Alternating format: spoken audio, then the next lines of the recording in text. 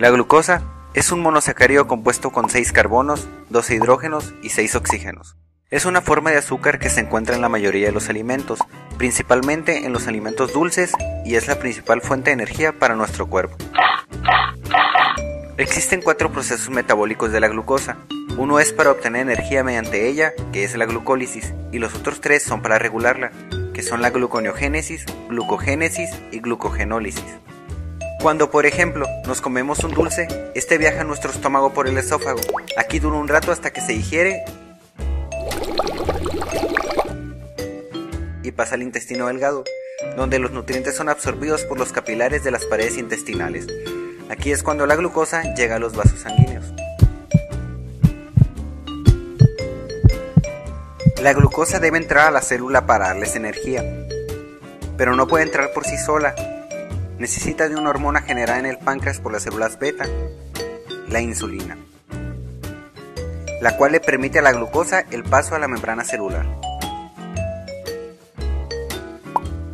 En este proceso, la célula usa la glucosa para obtener energía. Se divide en 2 etapas, cada una con 5 procesos que son activados mediante enzimas.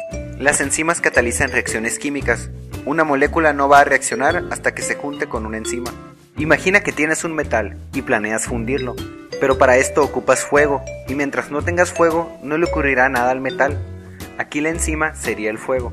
La glucólisis comienza fosforilando a la glucosa, esto es, quitarle un grupo fosfato a una adenina trifosfato, con sus siglas ATP, convirtiéndolo en adenina difosfato, con sus siglas ADP, para agregárselo a la glucosa, y se desprende un ion hidrógeno de la molécula, convirtiéndole en glucosa 6-fosfato, ya que el grupo fosfato está ubicado en el 6º carbono. Siempre que se une un grupo fosfato a la molécula, se liberará un ion hidrógeno, y siempre que salga un grupo fosfato, se unirá un ion hidrógeno.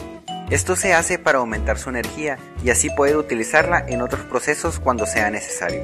Esta reacción se da por la enzima hexoquinasa. La terminación quinasa se le da a las enzimas que fosforilizan a las moléculas, es decir, agregan o quitan un grupo fosfato a la molécula. En la segunda reacción, la glucosa 6-fosfato se transforma a fructosa 6-fosfato mediante la enzima fosfoglucosa isomerasa. Esta terminación es porque la glucosa y la fructosa son isómeros. En la tercera reacción, la fructosa 6-fosfato se fosforiliza por la enzima fosfofructoquinasa, convirtiéndose en fructosa 1,6-bifosfato, porque ahora la molécula tiene un grupo fosfato en el primer carbono y otro en el 6º. Luego, esta se rompe en 2 moléculas de 3 carbonos, dihidroxiacetona fosfato y gliceraldehído 3-fosfato, por la enzima fructosa bifosfato aldolasa. Esta terminación es porque está convirtiendo a la fructosa en 2 aldosas. Pero como solo el gliceraldehído 3-fosfato puede seguir los pasos restantes de la glucólisis, la dihidroxiacetona fosfato es isomerizada en gliceraldehído 3-fosfato por la enzima triosa fosfato isomerasa. Ahora tenemos 2 gliceraldehído 3-fosfato, así que las siguientes reacciones serán dobles.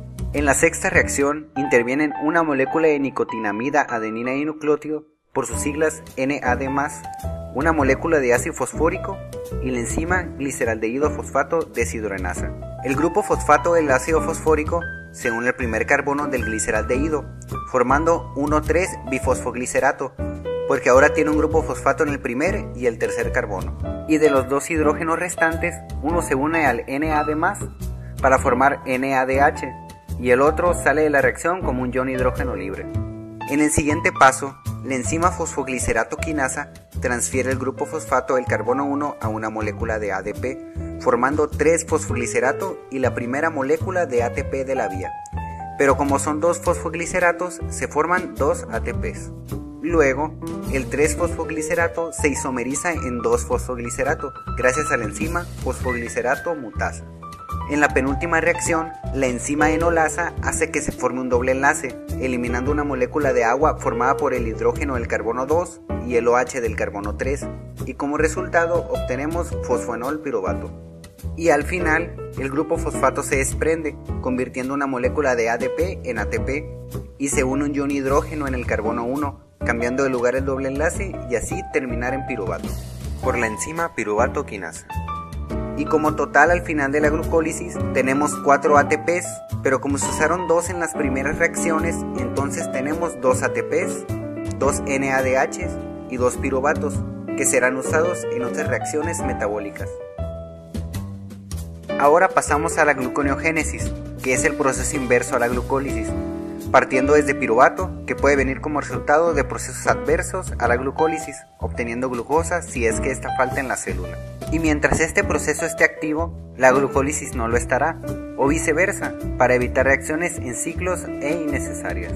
En la primera reacción de la gluconeogénesis entra un ATP, al que se le separa un grupo fosfato, convirtiéndose en ADP, y una molécula de bicarbonato que se separa en una molécula de dióxido de carbono, que se unirá al piruvato para formar oxalacetato, y en una molécula de hidroxilo, que se unirá al grupo fosfato formando fósforo inorgánico, todo catalizado por la enzima piruvato carboxilasa.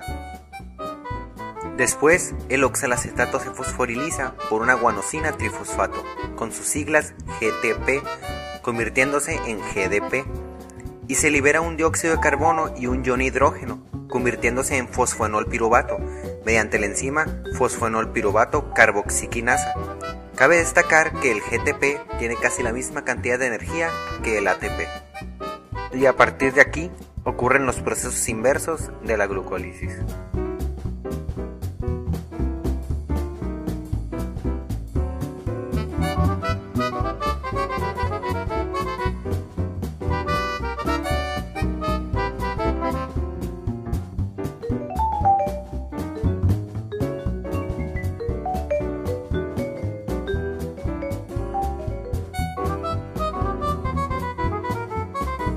Hasta llegar a la fructosa 1,6-bifosfato.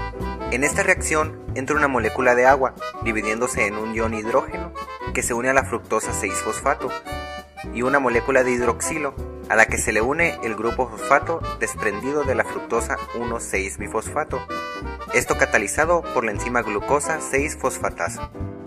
En la siguiente reacción, la fructosa 6-fosfato se isomeriza en glucosa 6-fosfato por la enzima fosfoglucosa isomerasa.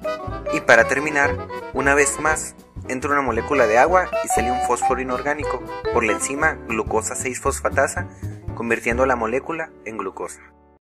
Y al final de la gluconeogénesis, por cada 2 piruvatos obtenemos una glucosa, pero perdemos 4 ATPs, 2 GTP y 2 NADH. Así que es un proceso muy costoso, pero útil para cuando no hay glucosa en el cuerpo. Cuando hay mucha glucosa en la sangre y la insulina ya suministró la necesaria a las células, la sobrante la almacena en el hígado y una pequeña parte en los músculos, por un proceso llamado glucogenogénesis. El primer paso de la glucogenogénesis es el mismo que la glucólisis. La glucosa se fosforiliza formando glucosa 6-fosfato. Después, la glucosa 6-fosfato se isomeriza a glucosa 1-fosfato por la enzima fosfoglucomutasa. En el tercer paso, entra a la reacción un uridín 5-trifosfato con sus siglas UTP, que se divide en un uridín fosfato, que se une al fosfato de la glucosa, convirtiendo la glucosa en uridín difosfato glucosa, y en 2 fósforos inorgánicos que salen de la reacción. Todo esto por la enzima UDP glucosa pirofosforilasa. En el paso 4, al uridín difosfato glucosa se le desprende el uridín difosfato, quedando como un residuo de glucosa, el cual se unirá a otro residuo de glucosa por la enzima glucogenina. Pero para esto se le debe desprender el grupo hidroxilo del carbono 4, y así se puede unir mediante el oxígeno, para formar el inicio de la molécula de glucógeno. Y una vez que ya se unieron las primeras glucosas, la glucogenina ya no es necesaria, así que se desprende de la molécula. Así queda el glucógeno, al que se le irán sumando más residuos de glucosa de la misma manera, siempre por enlaces alfa 1,4. Y todo esto es catalizado por la enzima glucógeno sintasa.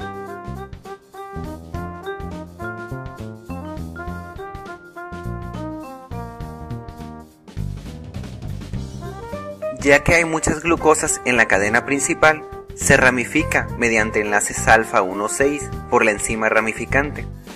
A esta ramificación se le siguen uniendo glucosas mediante enlaces 1,4 y cuando llega a 8 glucosas se vuelve a ramificar y así sucesivamente. Una molécula de glucógeno puede llegar a tener hasta 120.000 moléculas de glucosa. Cuando hay muy poca glucosa en la sangre, el páncreas activa las células alfa, que producen glucagón, y este irá al hígado a desintetizar el glucógeno, para convertirlo en glucosa y así balancear los niveles en sangre.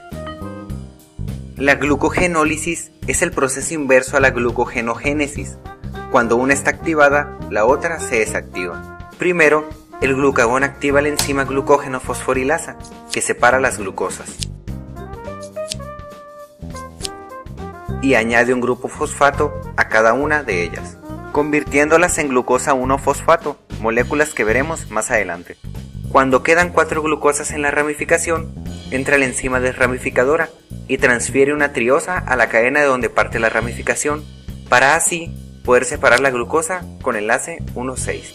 Después, la enzima hidroliza la reacción, uniendo un grupo hidroxilo al glucógeno y un hidrógeno al residuo de glucosa para convertirlo en glucosa, y así entra los diferentes procesos metabólicos. Volviendo con las glucosas 1-fosfato, estas se isomerizan en glucosa 6-fosfato para luego convertirse en glucosa. De esta glucosa, la que fue formada en la glucogenólisis de los músculos se usará en otros procesos, y la formada en el hígado saldrá nuevamente a la sangre para seguir con el metabolismo.